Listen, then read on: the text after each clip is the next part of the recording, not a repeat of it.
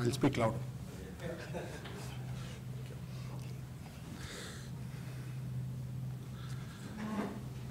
So this is a fairly new company which was started in the year 2008 in London. And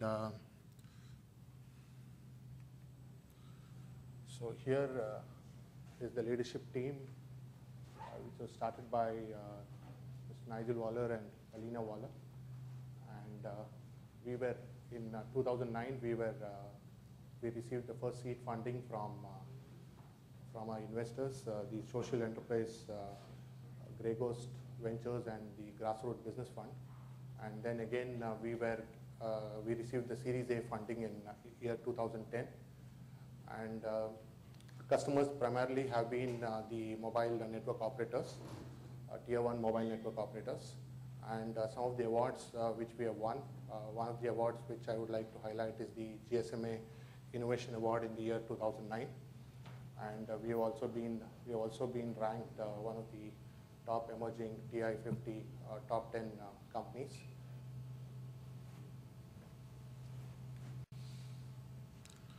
So before I move on to the product, before we started the concept basically evolved saying, why is a mobile phone tethered to a SIM?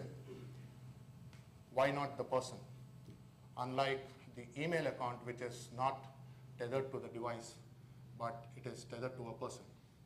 So that was the concept which made us to look at the solution which we are proposing here.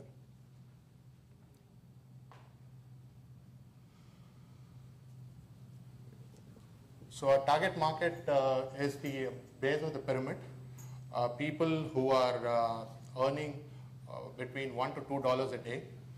And people who are, basically these people are living in 50 countries spread across Africa and Asia at this moment, and who don't own a mobile phone, but yet spend about 5 to 30% of their incomes on mobile phone services. They use, basically they borrow phones or they use the village phones. And they make the calls, or they borrow a phone within a family unit, and they are making calls today. They have no mobile number, nor they have any identity. So people are not able to basically reach them in terms of making a call to them, or in terms of sending a message, or even in terms of mobile remittances. So it's basically these people are people who can only reach you, but not the other way around. The barrier to entry for these people is the initial high cost of a mobile phone for people who are having the income of $1 to $2 a day. So Movirtu provides a user with a unique number. The number is accessible on any mobile phone, and it can be used for mobile money. It can be used for information services, as well as for making and receiving calls and texts.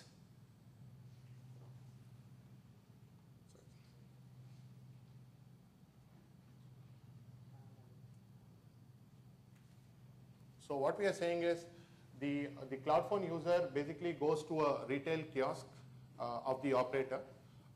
The operator can have a paper voucher in which the 10-digit MSISDN along with the PIN is printed. He does the registration process, which enables him to get this paper voucher. He borrows the retail kiosk phone, and then he logs in using a USSD shortcode. So once he logs in, he gets a virtual interface screen, which will then enable him to basically look at. The screen could be like this, for example. So it basically says we can customize the screens to the respective operators. It basically says, welcome Rahul. So your current prepaid balance is, say, 100 rupees. So then you are able to have different menus which are displayed. Like we can look at what are the calls which was made to him during his absence. Like what are the missed calls? What are the calls which he received? What are the calls which he has made? So all the call records are there. He is also able to look at messages which were sent when he was offline, and also he can also start making a call to the end user, to the call party, right? So the system here requires no special handset features. There are no client softwares, additional client softwares. There's no SIM, and the whole platform is installed in the core of the mobile network. So the information is transmitted between the handset and the platform, which is residing in the core of the network. The platform is connected to the STP within the network, and then the STP is connected to the different nodes within the mobile network. The user doesn't have any privacy issues, like once he borrows the phone and after making the calls or sending an SMS, when he returns the phone back, there is no trace of information left on the phone. The system not only enables real-time communication when the subscriber is logged in, but the system also manages the subscriber offline activities. That is, it tracks the missed calls. So we can get the system connected to an MCA, for example, when the customer is offline. And so if somebody is trying to reach Rahul when he is not available, the system, the MCA can leave a message for him, or we can also leave a voicemail service. So once Rahul logs in again into the system, the Rahul sees that so-and-so had called him, or he can see that somebody has left a message for him.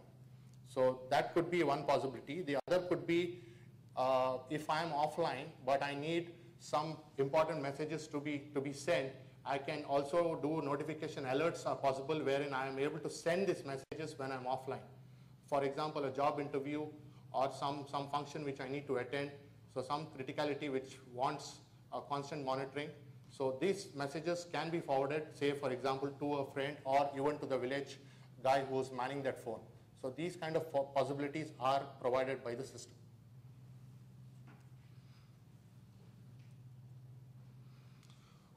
As I said, we are also extending the product in terms of providing information services.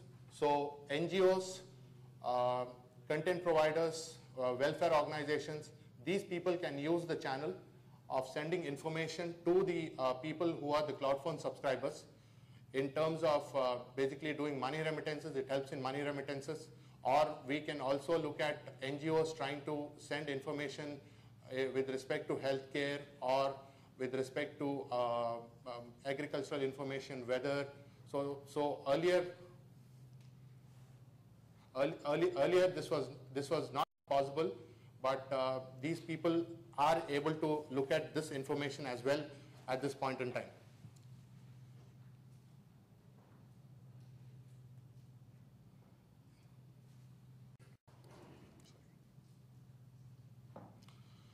The business model here is the cloud phone user, basically, for example, in the picture depicted, the cloud phone user is making a call.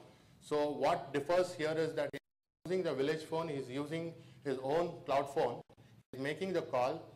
When he's making the call, the person whom he's called is seeing his number and his prepaid account is getting debited. Okay? And if the call is costing 10 cents, so 7 cents, for example, can go to the mobile network provider. Then NGOs who are trying to basically look at branding or look at sending information, they can use the information pipe to reach out to the cloud phone user. The farmer here for whom the cloud phone subscriber is working, he can do mobile remittances to the cloud phone subscriber. His children are able to get in touch with him or her by sending messages. So it's basically a complete ecosystem wherein all the players here are getting benefited, and the person who is lending the phone also is getting benefited financially by basically the operator can incentivize him for the airtime by creating some airtime to him. So the goal is for us is to manage the mobile identities for about 3 million people by 2013 through leading mobile operators. Mahesh, how many worldwide securities are concerned?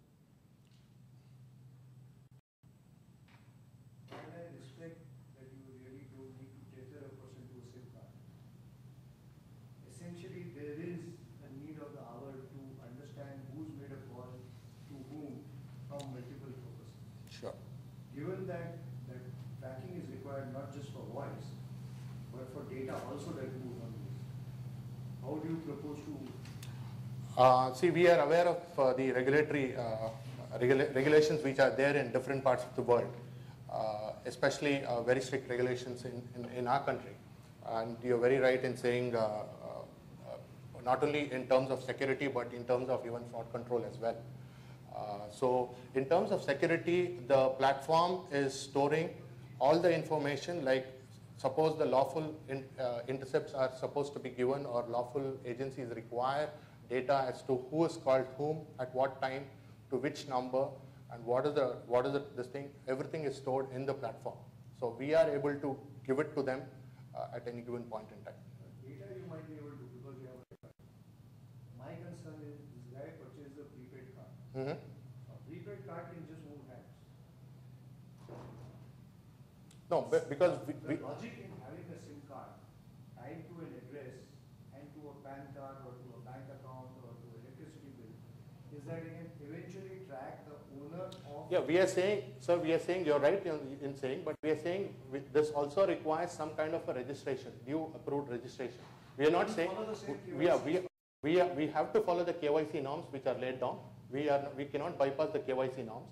Only thing is, when we are looking at the BOP segment, wherein people are earning $1 to $2 a day and who may not have these kind of documents with them for them to go through the KYC norms, probably a Gram Panchayat or somebody who is authorized to say that, you know, I live in this village and he knows me personally, and if that is an approved way by the regulator as a KYC, then we have to get that done, because as you rightly pointed out, we want to know who it is who has made this call.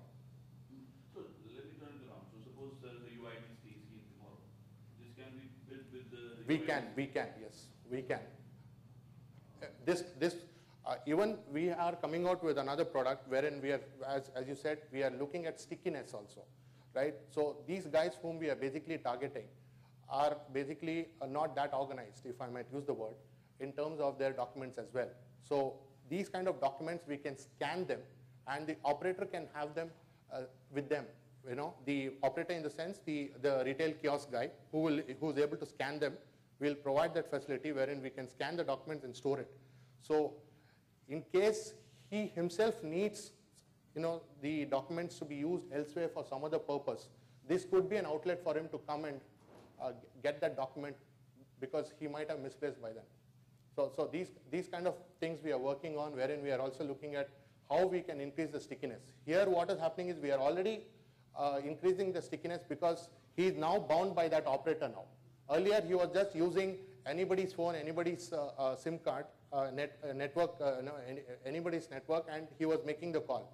At least now he is bound by Airtel or Tata or by whomsoever who is launching this service. The prepaid card will be of the operator. Yeah.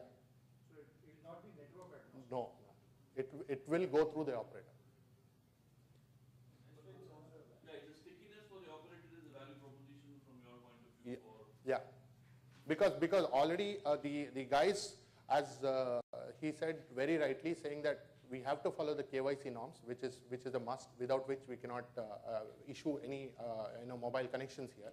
So that set aside, what we are saying is how we improve. One is we have already stuck him to the network, because he is going to now use either Airtel or Tata to make the call and receive the call, right? So he's not going to go to another payphone person and try to make a call.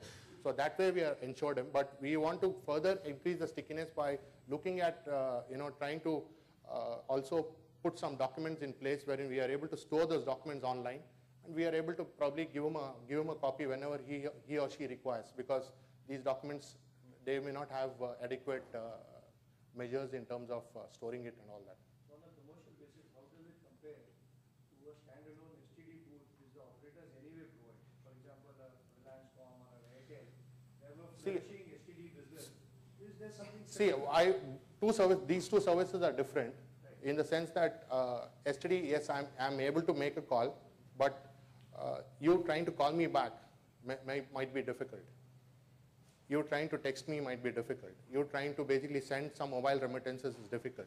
Here, basically, I don't have the capability as of now to own a mobile handset, but I have an identity in terms of a number which is given to me through legal means, and I'm able to log in through this retail agent or through a borrower, and I'm able to receive calls just like any normal person is doing. You receive only when you stick it into the box. Yeah, even if I don't stick it, I said I have an option of doing a forward, right, to the village operator or to a family friend of mine or to my neighbor. So I can still receive the calls when I'm offline as well, because I am able to do that forwarding as well.